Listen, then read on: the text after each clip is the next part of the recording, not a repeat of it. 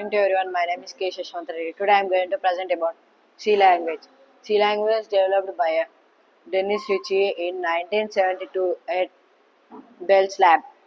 Known as the mother of programming language, provides both high-level and low-level programming features. What is C language? C is a high-level general purpose programming language. It's fast,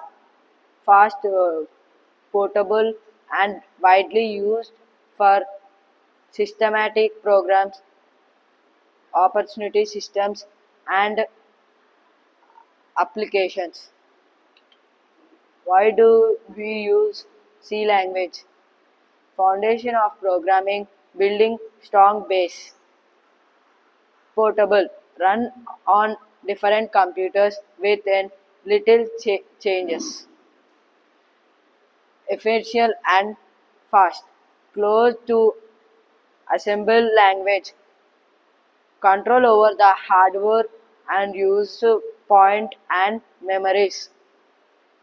Reusable and modern throughout the functions and libraries used in operating systems, compilers, embedded systems. Thank you.